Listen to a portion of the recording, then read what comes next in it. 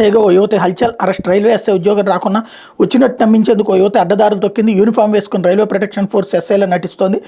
రైళ్లలో తనిఖీలు చేసేది, బంధువుల ఇంట్లో వేడుకలకు, చివరకు తన పెళ్లి చూపులకు కాకి డ్రెస్తోనే హాజరైంది. ఆమె నేపథ్యం తెలుసుకోవడానికి కాబోయే జీవిత భాగస్వామి ప్రయత్నించగా అసలు ఆమె ఎస్ఐఏ కాదని తేలింది. ఇలా ఏడాది కాలంగా చేస్తోందని బయటపడింది. Secunderabad railway DSP Srinivasarao, Hyderabad line inspector శ్రీనివాస్తో కలిసి ఎస్పీ షేక్ సలీమా మంగళవారం కేసు వివరాలు వెల్లడించారు. తెలంగాణలో నల్గొండ జిల్లా నార్కట్పల్లికి చెందినటువంటి యాదయ్య కుమార్తె మాళవిక హైదరాబాద్లో నిజాం కళాశాలలో ఎంఎస్సీ పూర్తి చేసింది. తన కూతుర్ని ఎస్ఐగా చూడాలని తల్లిదండ్రులు ఆశపడేవాళ్ళు. వాళ్ళ సలహా మేరకు 2018లో ఆర్పీఎఫ్ ఎస్ఐ పోస్టుకి ఆమె దరఖాస్తు చేసింది. పరీక్షలో ఉత్తీర్ణత సాధించింది. తనకు ఉద్యోగం వచ్చేసిందని తల్లిదండ్రులతో పాటు అందరికీ చెప్పింది. తుది ఫలితాలు వెలువడే ముందు కంటి చూపు లోపం కారణంగా ఉద్యోగానికి ఎంపిక కాలేదు. ఈ విషయం తెలిస్తే బాధపడతారని తల్లిదండ్రులకు చెప్పలేదు. తనకు సికింద్రాబాద్ రైల్వే స్టేషన్లో ఉద్యోగం వచ్చిందని చెప్పింది. ఎల్బీ నగర్లోని ఓ టైలర్ షాప్లో ఆర్పీఎఫ్ ఎస్ఐ డ్రెస్ కుట్టించింది.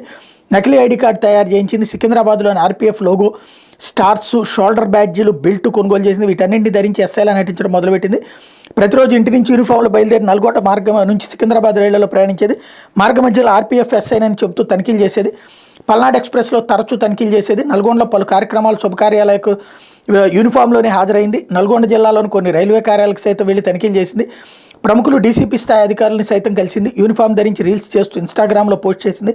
పెళ్లి చూపులకు సైతం యూనిఫామ్లోనే వెళ్ళింది. పెళ్లి కుదరటంతో ఆమె గురించి తనకు తెలిసిన వ్యక్తుల ద్వారా యువకుడు వాకప్ చేయగా ఆర్పీఎఫ్లో మాళవిక పేరుతో ఎస్ఐ ఎవరు లేరని తేలింది. నల్గొండ ఆర్పీఎఫ్ ఎస్ఐ జీఆర్పీ పోలీసులకు అతను ఫిర్యాదు చేయడంతో మాళవిక కదలికలపై వారు నిఘా పెట్టారు. ఆమెను మంగళవారం జీఆర్పీ పోలీసులు అరెస్ట్ చేసి రిమాండ్కి తరలించారన్నట్టు వార్త హైలైట్ అయింది. ఇకపోతే సామాన్యుల కేసు